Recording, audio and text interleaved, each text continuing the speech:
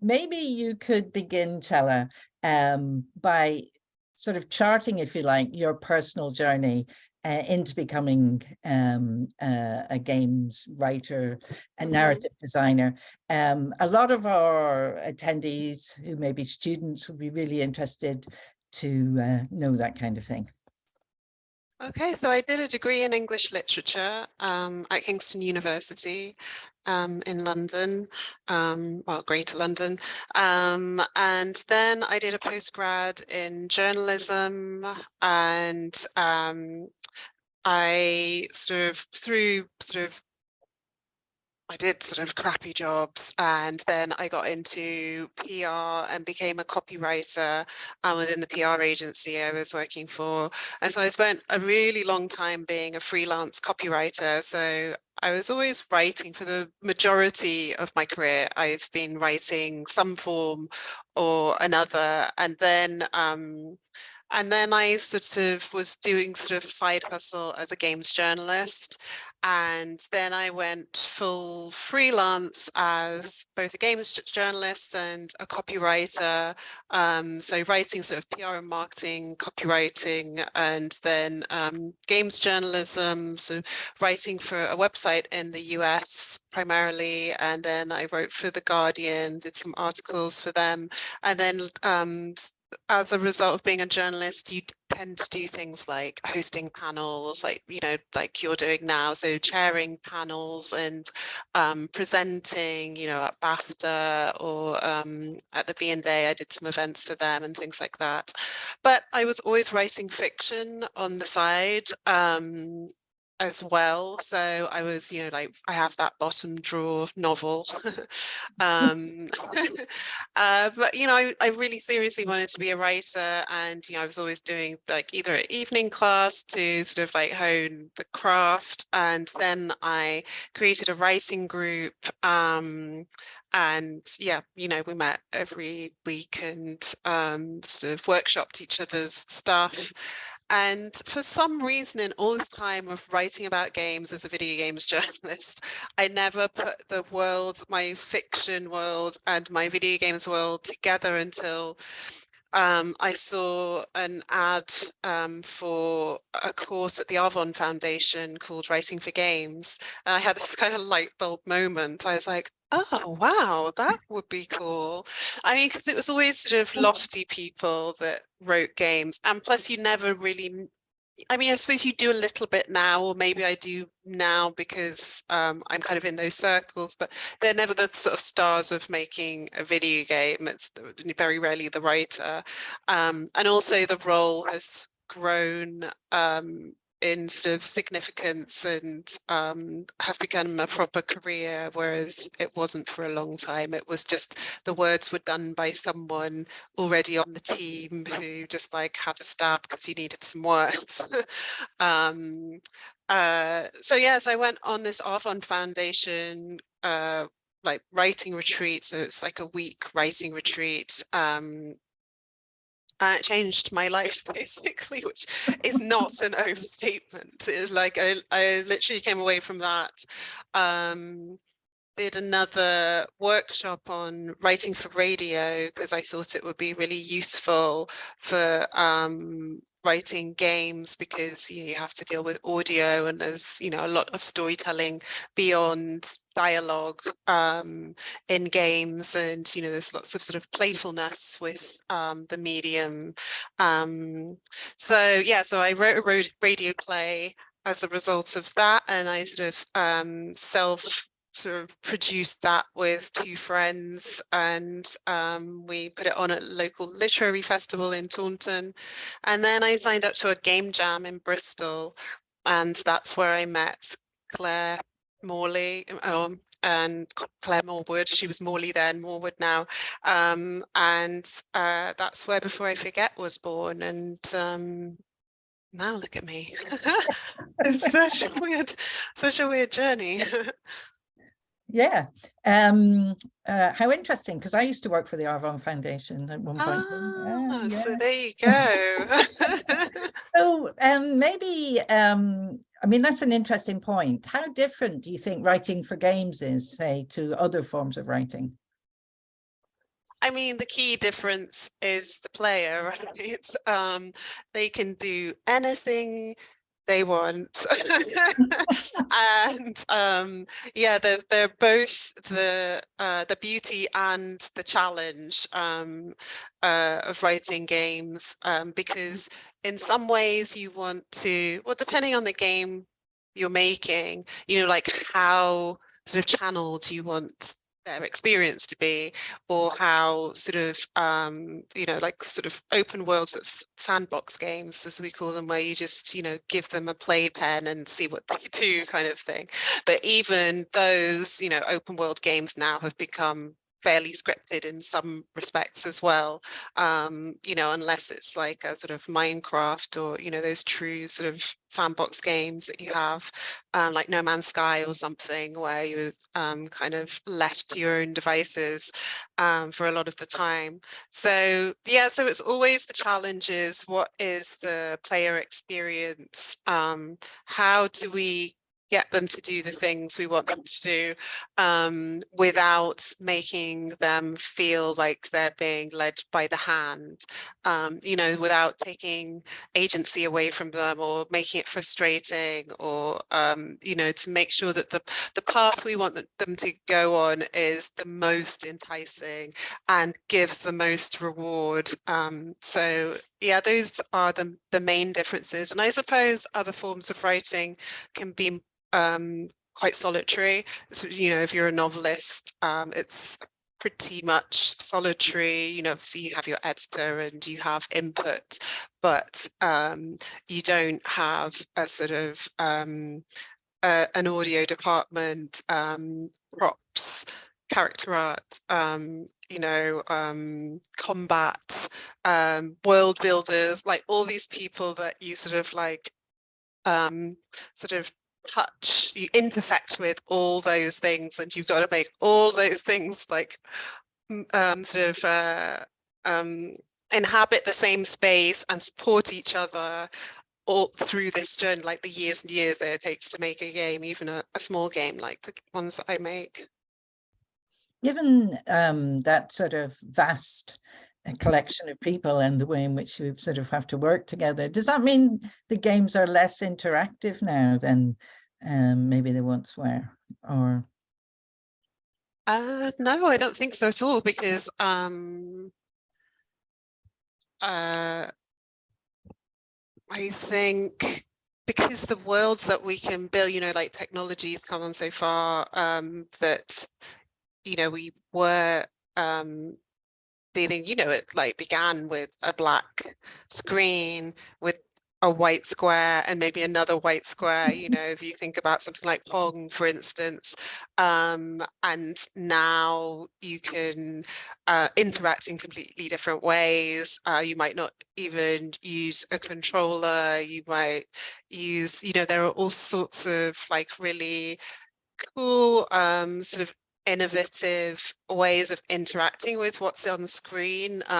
People sort of play around with what is a controller even, and how do you interact with the world. And I think, yeah, the vast ways that you can interact with worlds, whether it's like through clicking text-based choices, or whether it's through a steering wheels of simulating a sort of driving game, or yeah, I think they're just as innovative and interactive as they ever have been. And then, we just the speaker before was looking at video and documentaries with interactivity and the tools around that, which was really interesting. I was like, ooh, what's that? So yeah. maybe at this point we could show a little bit about what a script looks like, if that's all right. I think people might be interested in seeing how it's different, say, to film or video or something like that. Yeah, let me just share. I'm not familiar with Zoom, so you'll have to excuse me whilst I look for the buttons. Oh, there it is. Oops. And screen 2. There we go. Cool. So, I mean, this is what our script looks like. Oh, before I forget, this isn't what a script looks like necessarily. Sometimes they're written in Excel, believe it or not. I've only written in Excel once for a vertical slice I did for another company, but yeah, so this is written just in a Google Doc basically, and I guess the difference is like primarily when I write a scene, when I'm writing at Massive, it looks like a screenplay pretty much. The tools that we use might be different, but you know, we do everything with action context at the beginning, and the dialogue is laid out in exactly the same way. But on this script here, you can see I had to ask Claire what these like nifty color coding things that we put on this script are, and neither of us could quite remember. We were like, oh, that's cool. What it meant. But yeah, I think it was basically so that we could differentiate different kinds of text within the game, or whether it was audio or whether it was written text. Like if you see here, it says, I don't know if you can see my cursor. Yeah, the top line says text, and then Dylan Appleby plays his piano variations. So that was the text that would be on it was like a program for a concert, because Dylan is a composer and a piano player, a classical pianist. And so there's an object in the game that you interact with, and then the text is both on the prop itself, but also comes up on screen for sort of visibility and accessibility options. So that would come up, and so that's why that's color. And then Sunita, that's dialogue. And then I don't know why that one's pink, but I think maybe it's to do with the characters. Yeah, we couldn't quite figure it out, but it all made sense at the time. But yeah, so you basically have to differentiate between the different kinds of writing you have in a game, like you know, like what is an object, what's on the object, and then what happens when you interact with the object, what text comes up after that, and what dialogue is attached to that. So yeah, the object here being a note. So it's like there were post-it notes around the house because Sunita has dementia. So she's left lots of post-it notes around to remind her of things. And so this is an old post-it note from Dylan, and then she has some dialogue to respond to that, and essentially tells the player what to do next. Okay, this is an example from your Before I Forget story, isn't it? And I'm just wondering, that's a very poignant story, and it's not something that we usually expect from a game in terms of, you know, the type of you know, emotional involvement maybe that we have. So I'm just wondering how you achieved that. How I achieved what exactly? Sorry, how you achieved the emotional impact. We get very involved with Sunita, and we feel really sad and sorry at the end. Yeah. So I guess maybe a good example, if I just show you a GIF. Let's see if I can get back to and share a little GIF from the game. Yeah, so let me share my screen again briefly. There we go. Yeah, so Sunita has dementia, and one of the methods we used, so this GIF, basically it's a very short loop, so I won't let it go round and round too many times. So in this moment, Sunita said that she needs to go to the bathroom, but she's forgotten where it is. And so every door that the player opens trying to find the bathroom loops back to that closet, which is one of the first places that you find in the game when you enter the house. And so we used that as a way to really immerse you in what the experience is like, because it's one of the rules of game design that you're told is that player frustration is the enemy, because then they can just put the controller down and just be like, I have other things I could do. I could play other games, or I can, watch Netflix or whatever it is. And so when we took this, I think it was, was it when so yeah, I'm trying to think of the chronology of like the game design.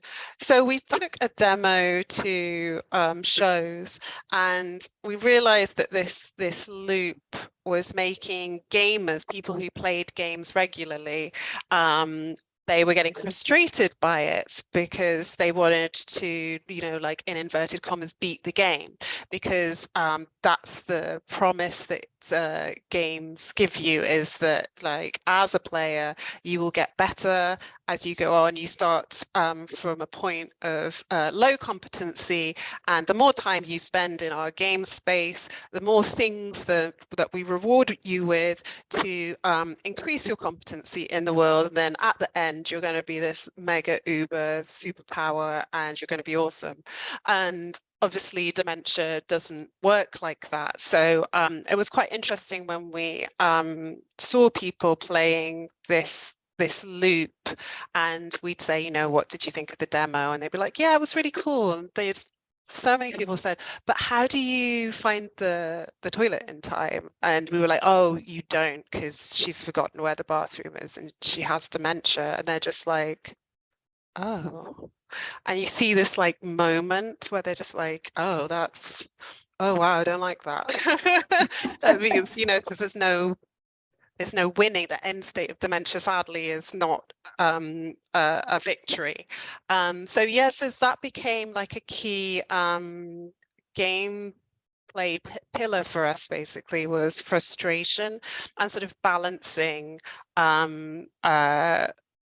the frustration of the player to a point where it helps them empathize with Sunita, and like hopefully give them some understanding of what it might be like to live with a condition like that, and balanced with, is this still, in inverted commas, fun or engaging enough for people to want to finish the game?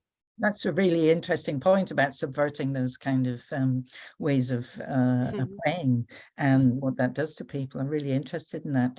So what is your next project that you'll be doing as part of your company?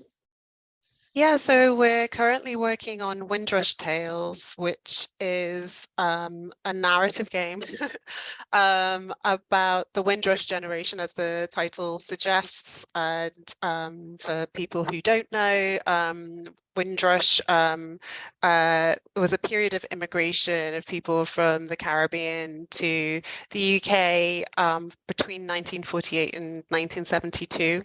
And my father was part of that generation of people from the Caribbean. And it was something I wanted to explore because it was the 70th anniversary. When I thought of the idea, it was like, I think the following year was going to be the 70th anniversary. And so I was like, I want to do something, and will it be like write a poem, or what should I do? And then I was like, oh wow, it would be really cool to do a game, because I've barely even seen a person of Caribbean heritage in a game at all, let alone a game about the British Caribbean experience, and certainly not that period of history. So then I reached out to Corey Brotherson, who I knew, and I knew that he wrote comics and stuff, and I was like, oh, are you Caribbean heritage? And he was like, yep. and I was like, oh, do you fancy making a game with me about this? And so, yeah, so that's what we're working on at the moment. We're working on the demo. Like as we speak, as we sit here, people are beavering away on the team because we have a deadline this week to get it done. So yeah, things are moving forward And do with you think, that. and do you think you'll be using those sort of challenging expectation type techniques again? I don't think so. I don't think so, but who knows? Because game development is long and there are twists and turns. But yeah, it's definitely, it's a challenging topic, or it could be, although we don't want it to be, sort of bleak, because, people's day-to-day lives aren't, 100% bleak, even if it's in a challenging environment. But yeah, it would be interesting to see where it is when we launch and, what we've managed to incorporate. Before we finish, I wanted to ask you about POC, People of Color Play. Did you set that up because of the lack of stories, or was it a number of reasons why you decided to set up that kind of organization? And maybe you could just tell us a wee bit about it as well. Yeah, so Plug and Play, I think we launched in 2018. And yeah, so it was just there were a bunch of us who a bunch of BIPOC people in the games industry who I met through another organization that was sort of activist organization with BAME people in the games industry. And until I walked in that room, I'd never been in a room with another Black person in the games industry. And like I was in a room with two people and then East Asian people, and I was just like where have these people been? So yeah, we just had a lot of energy and ideas for what we wanted to do. So it was mainly, there's multiple things. There's a lack of representation in the industry itself. The numbers then were extremely low. I'm not sure what the latest numbers are, but yeah, we just weren't seeing ourselves. We were always the only one in the room, kind of thing. And we just felt that there was things that we could do, conversations we could get started. I was writing articles, the article I wrote for The Guardian was hashtag Games So White, about the lack of diversity both in games themselves and in the games industry. So yeah, it's all of those things, sort of and getting representation right. So it's about supporting the industry, like hopefully having conversations that helps game developers, make good decisions about whether it's representing Muslim people or, getting Black hair right, which is like a really hot topic on Twitter amongst that's a big discourse is and like rightly so, it's always disappointing when it's so easy to get some of those things right. And yeah, so that's why we started it, and to build community like beyond the industry as well. I think games sometimes can kind of silo itself. So we wanted to have quite an open door and sort of encourage conversations and learn things from maybe sectors that are further ahead in these conversations. And how can people get involved? Yeah, so we're on Twitter, which is probably our most active space, and so we're at POC in Play on Twitter, and then yeah, so you can find us there, and that has all our links to our website and things like that, and to get in touch, because yeah, it's like one thing I really want is to encourage cross-discipline, cross-sector conversations, because I think that's the best way that we can all move forward. Great. There's a few questions here from the audience, so I hope you don't mind if I... No, that's great. Yeah. Someone's asked, what comes first, writing or art and animation in game development? That's an interesting one. I think, I mean, probably. Oh yeah, it's a really tough one that. Yeah. I think, yeah, it's almost like everything has to come at once.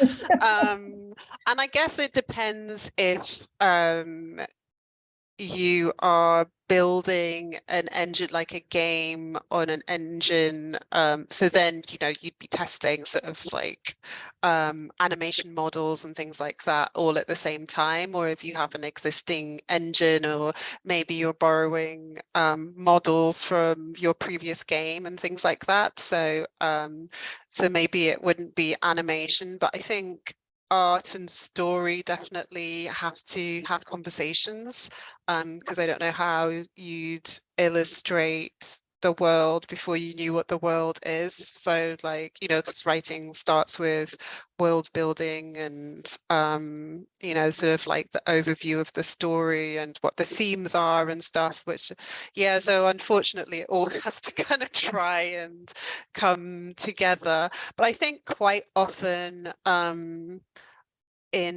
especially on projects with more scope, I think the visuals come first, because it's a thing that you can show right away. If you want to do a teaser, or if you want to do any sort of like pitching and things like that, it's quite good to have those like pretty visuals to help you get funding. Like even for small projects, to help you get funding, it's going to kind of look like this, and people are like, ooh, and so so maybe art does come first, but story ideally shouldn't come too much later. Right. Okay, great. And if there's a video game that's had most impact on you, what would that be? Oh wow, that's the my gosh. The video game that's had most impact. I suppose the game that made me think about, or like really start enjoying games, was Beneath a Steel Sky. It had British VO, so the accents were British, and all sorts of regional accents. It was funny and it's quite witty. So that was because, it's usually North American accents and things. So I thought that was really cool, and it was like a really cool, fun point and click. But then since that, I suppose like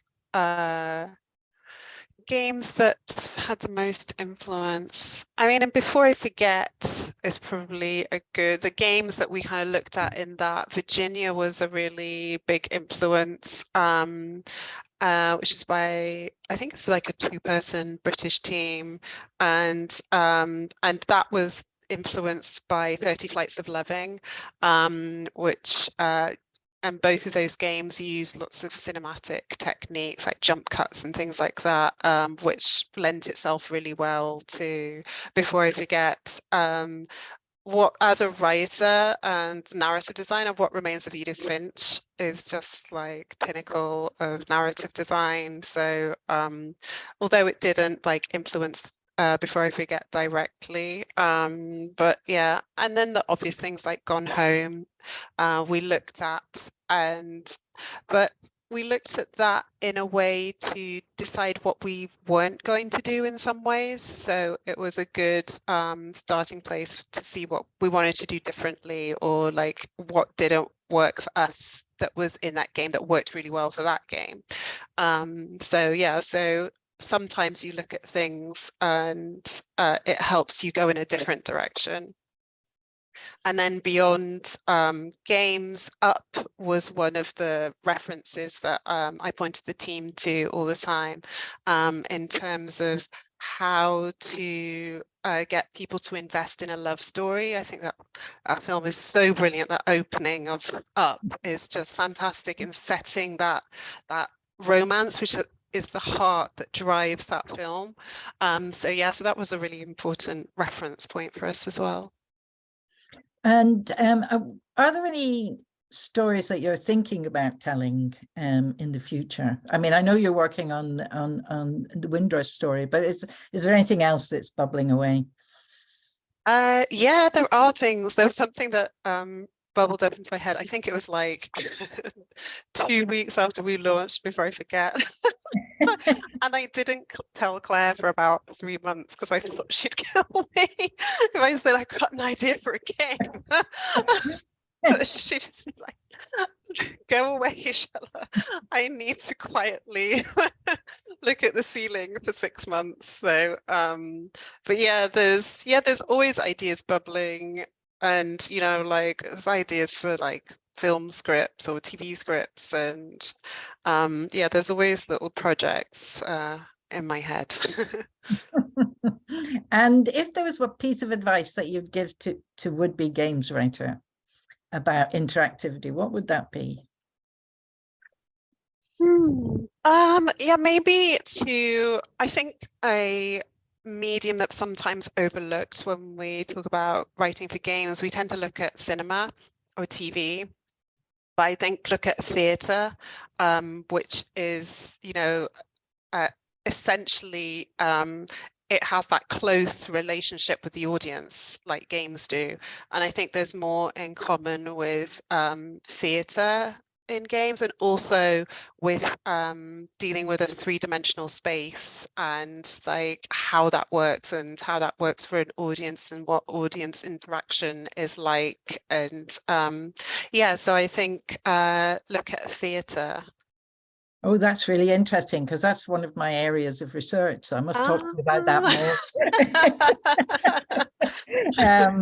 Because it seems to me that, yeah, exactly as you say, we're back in that space again. Yeah. And people are there, if you like. Yes, exactly. Great. Okay. I think we've reached our time limit. We've used up our time. But most of it was me trying to find my way into the room. No, not at all. I think we managed to cover nearly all of the subjects we wanted to. We didn't talk about your company and why you've set up that company, but maybe for another time. Yes, that's very interesting, that whole world of independent games. But thank you very much for a very interesting talk, and thank you also for providing those kind of notes to the script as well, which are always really hard to find. Right, yeah, that's true. Okay, thank you very much. Yeah, thank you. Thanks everyone for the good questions.